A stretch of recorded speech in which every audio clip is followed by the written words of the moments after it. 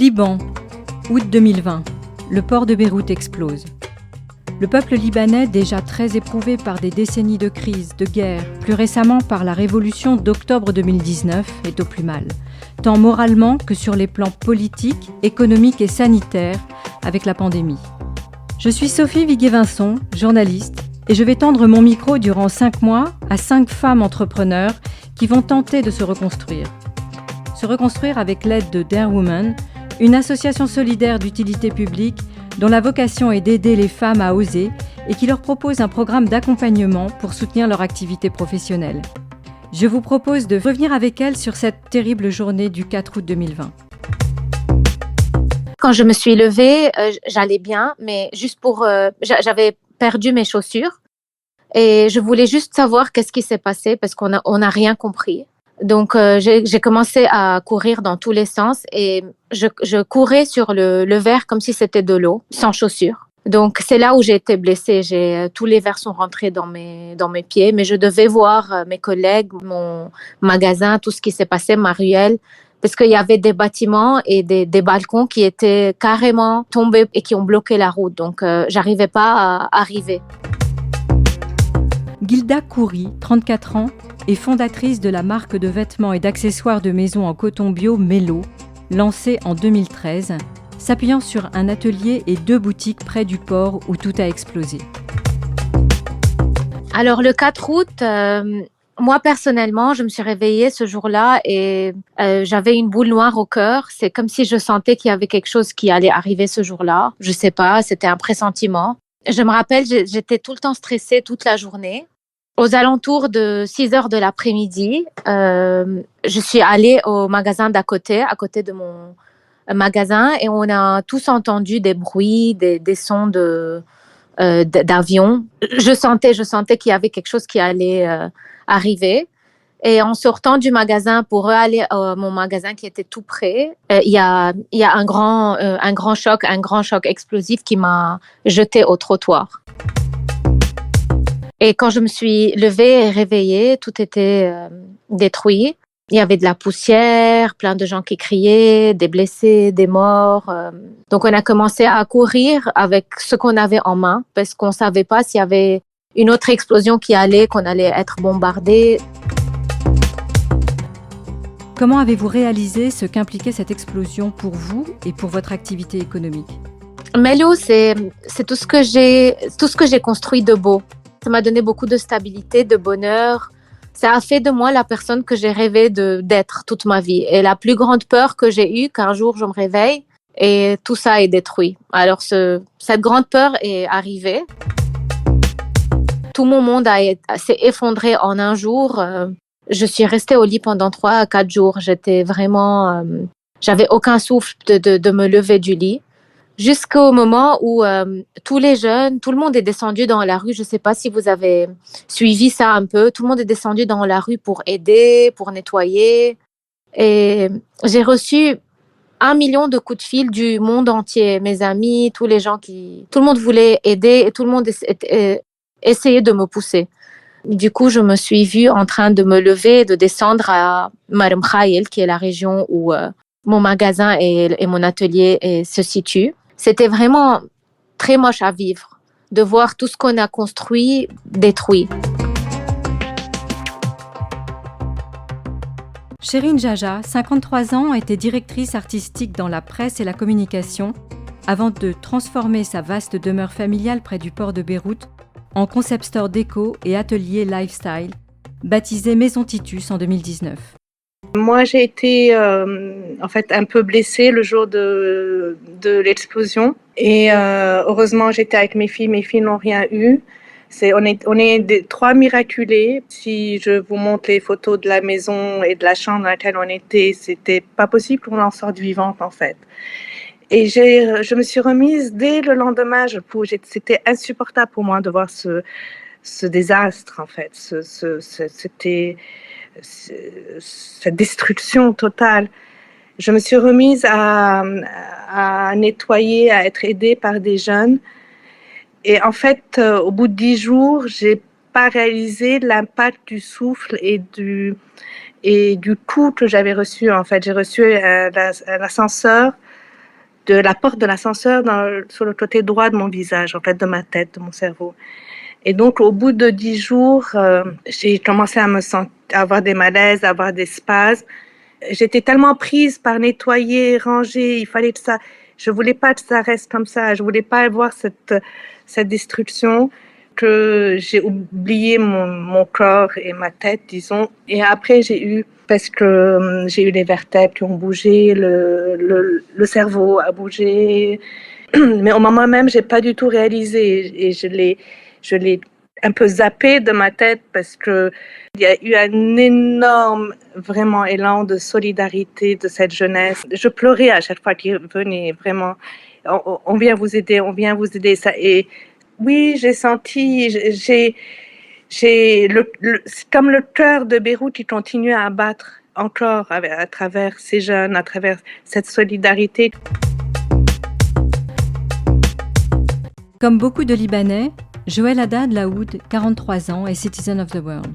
Née au Sénégal, lycéenne à Beyrouth, étudiante en psychopédagogie à Genève, elle est finalement revenue au Levant et a repris en 2019 la boulangerie-pâtisserie familiale Cannelle avec sa sœur Nicole. Racontez-nous cette journée du 4 août. Je venais de quitter la pâtisserie et je me rendais chez moi. Et là, une déflagration indescriptible. Donc la voiture a fait un bond. Elle a implosé. Un bruit assourdissant. J'ai pas compris ce qui s'était passé. Donc là, on est sous le choc. Toutes les vitres de la voiture étaient bien en miettes. Et voilà. Et là, c'était le début du cauchemar, en fait. Parce que je suis sortie de la voiture en courant. Je n'avais pas compris ce qui s'était passé. D'ailleurs, personne n'a compris sur le moment ce qui s'était passé. Je pensais que c'était juste, quelque chose qui avait explosé à côté de ma voiture. Et en courant et en remontant, donc je suis remontée en courant à la pâtisserie, je me suis rendu compte de l'ampleur de la catastrophe.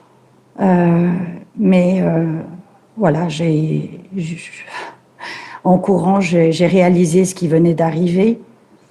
Moi, n'ayant pas vécu au Liban durant la guerre, pour moi, c'était quand même quelque chose d'assez traumatisant. Et même ceux qui ont vécu la guerre expliquent bien qu'ils n'avaient jamais non plus vécu quelque chose d'une violence pareille. Et vous vous rendez compte, en fait, de la violence. Les gens blessés, le sang, les voitures retournées, les sirènes, les ambulances et les gens au sol, vivants, blessés. Et j'arrive donc à la pâtisserie et là, je découvre aussi la pâtisserie en partie en éclats, les vitres, les étagères, les vitrines à gâteaux. Tout était en miettes. Mais là aussi, on a eu beaucoup de chance. Nos employés n'ont rien eu. Elles étaient en fait dans l'arrière-boutique. Et voilà. Et donc là, tout le monde est sous le choc. On ne comprend pas bien ce qui s'est passé. Donc on décide de fermer la grille. C'est tout ce qui restait en fait de la devanture. Donc on ferme la grille et je vais chez moi en voiture avec ma sœur Nicole, qui était à la pâtisserie au moment de l'explosion et qui n'a rien eu non plus. Et là, j'arrive chez moi et pareil. Mes enfants étaient à la maison, mon mari. J'avais 6 enfants à la maison ce jour-là. J'avais des amis aussi et personne n'a été blessé. Alors on essaye de ramasser ce qu'on peut ramasser parce que c'est du verre partout. Les enfants dorment dans leur chambre, mais là aussi, il faut s'organiser. Il y a du verre partout, on ne peut pas tout ramasser. Il fait déjà nuit. Les enfants sont sous le choc. Donc, on réagit dans l'urgence. En fait, alors moi, au moment de l'explosion, j'étais pas là, donc et quand je suis rentrée, ils étaient apeurés, ils comprenaient pas, ils essayaient de... En fait, ils posaient des questions. Maman, qu'est-ce qui s'est passé? Maman, c'est quoi? Alors, donc, voilà, le lendemain, on essaye de... Il faut que les choses reprennent un semblant de normalité. Donc, voilà, vite, il faut remettre les vitres en place, il faut appeler le vitrier qui vient. En fait, les cadres étaient sortis aussi de leur place. Donc, voilà.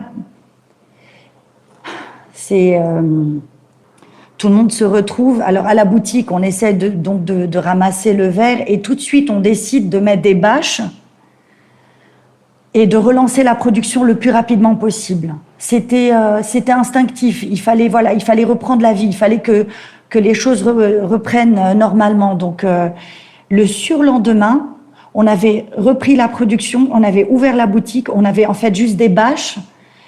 Et donc, les gens avaient accès déjà à certaines choses. Donc, on avait déjà des gâteaux, on avait du pain. Voilà, ça a repris très vite, en fait. Et donc, les gens revenaient et c'était très émouvant parce que, en fait, chacun faisait part de son vécu. Et donc ça aussi, c'était un partage. C'est que les clients venaient et nous racontaient ce qu'ils avaient vécu. Et ils nous remerciaient d'être là, d'avoir ouvert si vite la pâtisserie. Ça, c'était primordial, je pense, pour nous et pour eux. Après des études de droit et de sciences politiques, un master effectué à Paris à l'université d'Assas et une expérience dans la communication stratégique, Cynthia Chamat Debaneh, 35 ans, a rejoint le monde de la mode et créé sa marque Urban Sounds en 2012. Elle a fédéré une quarantaine de designers libanais au sein d'une boutique en pleine expansion, fraîchement refaite juste avant le 4 août. Comment se sont enchaînés les événements ce jour-là ? Mon frère était au port coincé parce que sa voiture était en panne pendant 2h30. Et donc, il est venu juste après à la boutique pour m'aider. En même temps, je reçois une cliente aussi en même temps que mon frère vers 6h moins 10. Et donc, cette cliente a son frère aussi au téléphone en speaker. Donc, on entend ce qu'il lui dit. Il lui dit « Où tu es, où tu es ?»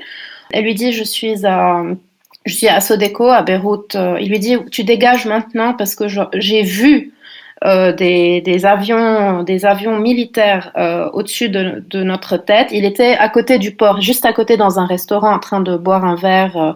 Donc nous, on l'a regardé comme ça, on était genre oui, ton frère a bu, peut-être qu'il s'imagine des choses, etc. En plus, il y avait la musique à la boutique, donc on s'est dit, on n'entendait rien en fait. Du coup, on a baissé le son, on a ouvert la porte, on a fait attention et on a entendu aussi les bourdonnements des avions. Et c'était 10 minutes avant, même plus, 15 minutes avant l'explosion, bien avant. Donc là, on s'est dit peut-être qu'il a raison et on a commencé à réfléchir. Qu'est-ce qu'on fait? Est-ce qu'on descend dans le parking, sous terre? Mais là, il y a plus personne aura de nos nouvelles parce qu'il n'y a pas de réseau. Est-ce qu'on monte en voiture, on dégage? Est-ce qu'on a envie d'être en voiture quand la ville est bombardée? Vous savez, nous aussi, on a vécu l'été 2006 aussi, donc à Beyrouth. Donc c'est pas que c'est complètement improbable qu'une guerre se déclenche comme ça et qu'on vise des civils. Donc ça, c'était la deuxième option. Troisième option, on s'est dit non, on reste à la boutique. Et quelque part, on était en train de rigoler, mais en même temps, c'était un peu sarcastique. On avait peur de faire peur à l'autre. Et donc, j'aurais dit, écoutez, moi, je préfère rester ici. Si quelque chose arrive, je préfère rester à la boutique. Et moi, j'ai des tables en métal très, très, très lourdes. Et donc, on s'est caché sous les tables. Et juste à temps, et on a vu deux vagues de, je sais pas, c'était comme, j'ai l'impression que ma tête, elle était complètement, elle a passé tout ce qu'elle voyait au ralenti. C'est-à-dire, j'avais cette vision vraiment comme du Matrix, je sais pas, c'était trop bizarre, mais c'était deux vagues. Et je voyais tout au ralenti. Enfin, j'ai beaucoup de structures en métal en boutique parce que c'est un décor un peu industriel. Mais sauf que les éléments mobiles en métal qui sont très lourds, ils volaient partout et en fait tous mes voisins ont été blessés. J'ai transporté un ami dont l'appart avait été soufflé ce jour-là à l'hôpital avec sa partenaire. Ils ont dormi chez nous ce soir-là. Un autre couple aussi a dormi chez nous en dehors de Beyrouth parce qu'aussi leur appart avait été soufflé. Donc du coup, pendant une semaine, c'était un peu l'auberge espagnole dans mon appart. J'ai pas vraiment eu le temps de réfléchir Je m'occupais vraiment de ces gens-là. Il y avait des blessés, etc. Donc je m'occupais pas trop de moi-même. Et puis quand ils sont repartis, ils sont redescendus à Beyrouth, je me suis retrouvée seule avec mon mari dans mon appart, mon chat, mes chats et mon chien. Donc en fait, quand j'ai pris conscience un peu j'ai vraiment voulu mourir. Donc 2 mois, j'ai pris quand même 2 mois. 2 mois où j'étais complètement alitée, j'arrivais pas, je pleurais tout le temps rien qu'à l'idée de d'avoir risqué perdre mon frère c'était vraiment inimaginable pour moi. Frédérique Picard-Lebihan, fondatrice de Dare Women, témoin indirect de la catastrophe, a vite décidé de tendre la main aux entrepreneurs libanaises. Le 4 août arrive, moi j'ai ce jour-là en direct une femme, une Dare Woman franco-libanaise qui m'envoie un film de son appartement et je comprends pas parce qu'il n'y a pas de son, je comprends pas. Et je me dis, oh la pauvre, elle a dû se faire dévaliser en fait. Et en fait, son appartement est dévasté. Moi, je suis dans le train, je suis en Bretagne, je suis dans le train, je vois ça et je comprends pas. Et puis tout de suite après, je reçois des messages des Libanaises que je connais et qui me disent c'est épouvantable. Et je comprends pas. Très vite, on voit que le pays est en état traumatique. Il faut savoir qu'il y a eu 200 morts, il y a eu 6500 blessés, il y a 300 000 personnes qui ont perdu leur logement. Beyrouth est dévastée. Moi, je connais bien Beyrouth pour avoir été au moins 6 fois. L'aéroport qui est loin de Beyrouth, qui est à 10 km, lui aussi a été soufflé. On est sous le choc, nous aussi, parce qu'on a noué des liens avec plein de femmes libanaises et qu'on est sous le choc. On fait tout de suite une petite opération d'urgence. On fait une collecte, on récolte des dons pour ces femmes qui ont besoin de médicaments pour leurs enfants. Donc on fait une récolte à Paris. Une Dare Woman libanaise les emmène à Beyrouth. Et en même temps, on se dit que c'est pas notre ADN et qu'on veut faire beaucoup plus, qu'on veut faire quelque chose qui est en rapport avec ce qu'on sait faire chez Dare Women, c'est-à-dire accompagner les femmes pour les aider à oser sortir de leur zone de confort, oser aller plus loin. Notre présidente Dare Women Liban est complètement traumatisée aussi. Et puis tout d'un coup, en réfléchissant, on fait des programmes en France qui s'appellent les programmes JOSE, qui sont bâtis sur 3 piliers, donc de l'intelligence collective, des workshops et du coaching individuel. Et tout d'un coup, je me dis, mais c'est ça qu'il faut faire à Beyrouth. En fait, c'est ça qu'il faut faire. Il faut aller aider des femmes qui ont besoin de nous. Et elles ont eu beaucoup de secours matériels. Donc, j'en parle à Dare Women Liban qui me dit, bien sûr, c'est évident. Et Caroline Fatal, qui est donc la présidente de Stand for Women, avait monté un fonds. Caroline a perdu sa tante pendant l'explosion. Et du coup, elle a monté un fonds du nom de sa tante avec l'idée d'aider les entrepreneurs de Beyrouth, matériellement. Donc Caroline avait aidé un certain nombre d'entrepreneurs. Moi, elle m'avait demandé mon avis sur son idée que j'avais trouvée géniale. Et du coup, on s'est dit, les entrepreneurs qu'on pourrait aider, il faut déjà qu'elles aient leur outil de reconstruire, sinon ça ne marche pas. Donc en fait, avec Caroline et Zena, donc elles ont sélectionné les candidates qui avaient déjà eu une reconstruction matérielle. Ces femmes avaient déjà eu des fonds pour réparer leur atelier ou leur boutique et du coup pouvaient en tout cas matériellement repartir. Voilà. Et il fallait que ces femmes, évidemment, adhèrent à un programme qui soit sur plusieurs mois, sur 5 mois. Et donc, on a sélectionné ces 5 candidates, donc Gilda, Joël, Chérine, Cynthia et Carolina, que nous accompagnons maintenant depuis 2 mois. Merci d'avoir écouté ce premier épisode de J'ose rebondir Liban, que vous pouvez retrouver sur toutes les plateformes de podcast, sur le site de Podcasters Media, ainsi que sur celui de Dare Women. Rendez-vous pour le 2e épisode dans lequel nos entrepreneurs libanaises nous racontent comment elles ont recommencé à prendre espoir grâce au travail accompli avec Dare Women. N'hésitez pas à vous abonner et à nous mettre 5 étoiles.